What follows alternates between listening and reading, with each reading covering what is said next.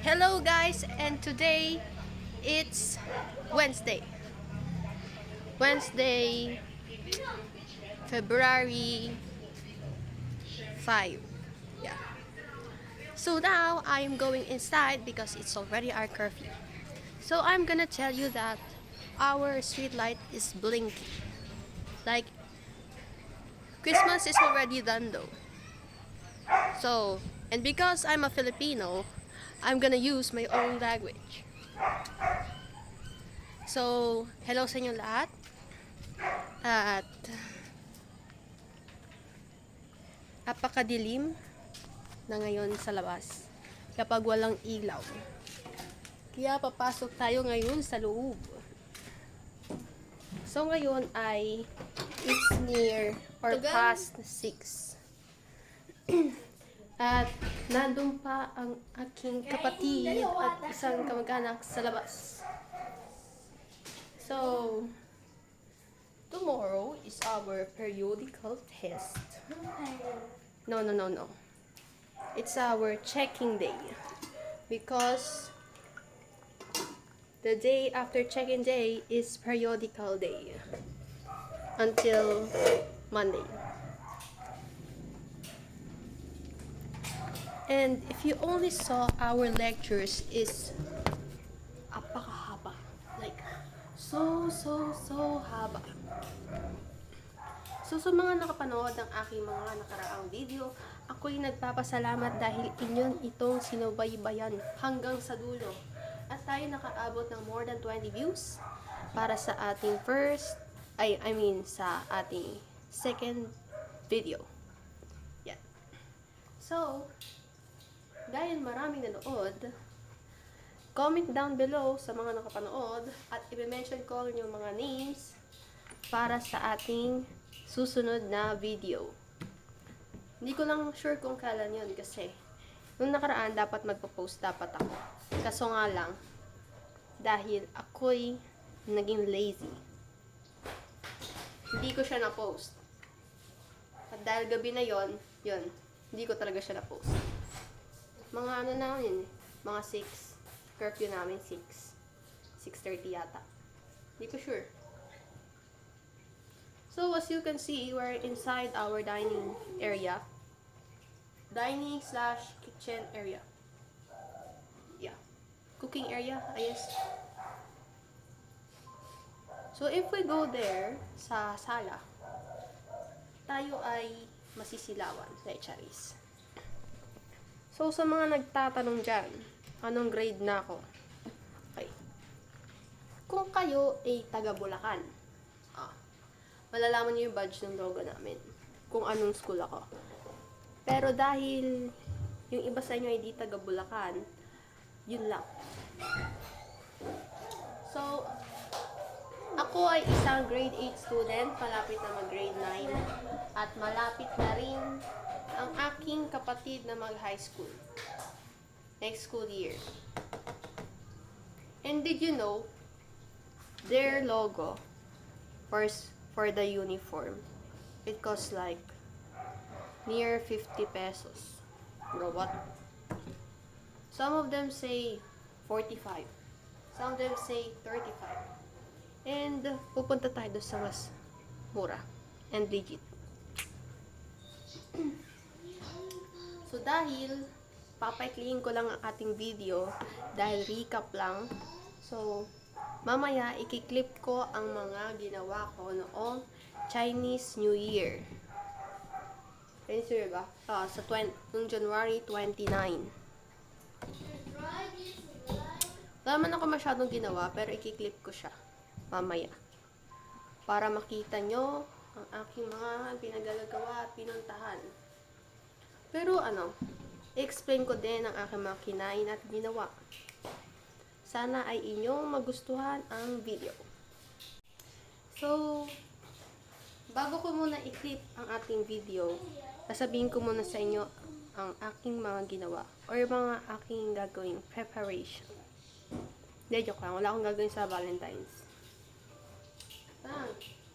Bibilan ko ang aking sarili. Because Para di ako mag-assume na may magbigay. Think about yung sarili. Bow. Speaking of crush, may crush ako. Hindi ko sasabihin yung first letter o kaya yung letter niya sa apelido. Kasi baka meron akong kaklase dito na nanonood ng aking video, malaman pa at may pagkalat pa sa aking classroom. Yan. Para safe tayo dyan. So, atin na ngayon i-clip ang ating susunod na video. Ito ay tungkol sa Chinese New Year. It was January 29, 2025. Yan. Sana ay inyong magustuhan or let's say, ma-interested kayo. Para pag inatig niyo ako sa airport, linis.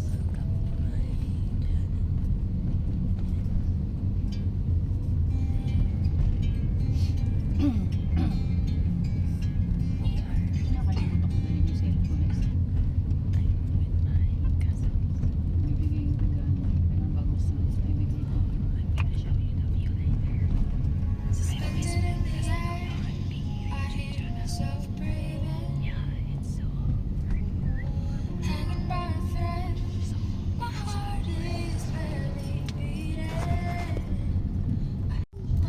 There you can see that I'm inside the car. So we're gonna look for shoes for my cousin.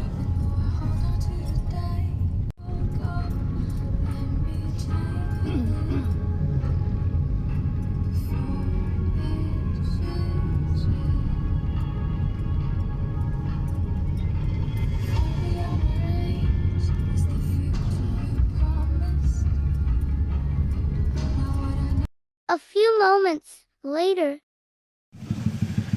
So guys, nandito tayo ngayon sa Santa Maria. Palengke of Santa Maria. Yan. So, nandiyan sila sa loob. Bumibili ng sapatos. Yan. Sa ikawalong tindahan, nahanap na nila. Ayan. So, iba-vlog ko lang para malaman yung aking whereabouts this Lunar New Year. Okay? Bye! So guys, nandito tayo ngayon sa bahay. Pinutol ko kanina yung video dahil nalobat ang aking cellphone. Nakalagay ay charge it in 30 seconds but wala akong saksakan. Wala akong charger. Kaya kinat ko na lang. So ang nangyari ay kumain kami ng street foods like corn dogs, squid ball, kikiam. And for the record, yung kikiam na ang laki. Yung lalagyanan din malaki. Pati yung gulaman malaki. Tapos bago kami kumain, nagpunta kami dun sa isang store. Lahat mura. Except sa mga damit. Yan.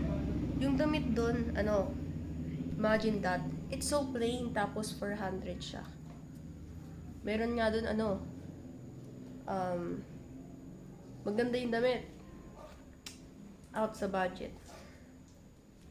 So, bumili na lang kami para sa aming sarili. Ang aking binili ay pabango, mga hair accessories. Yeah. Especially headband. Headband is like a personality. That joke.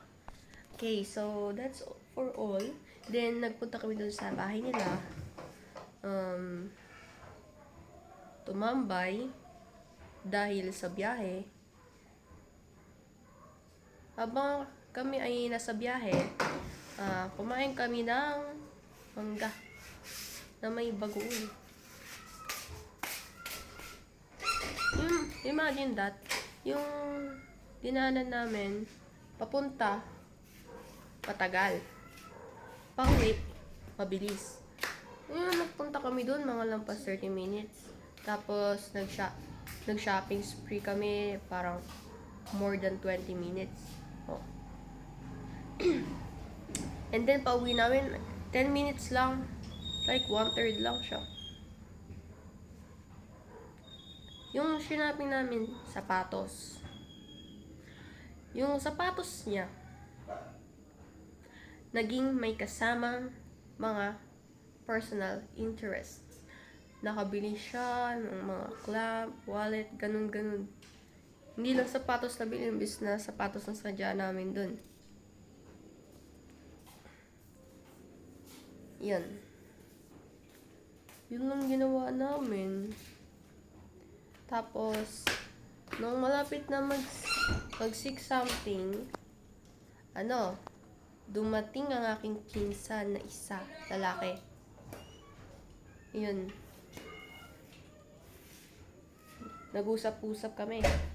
Tapos, nung malapit na mag 6:30, umuwi na ako. Yun lang. Parang ko siyang daily log. Lalagin ako sa kaka-post. Make sure to view it though. Watch the full video. Ay, I can only describe it cause my battery is out. I don't have charger. And if I had, we don't have outlet to be charged on. So that's for all.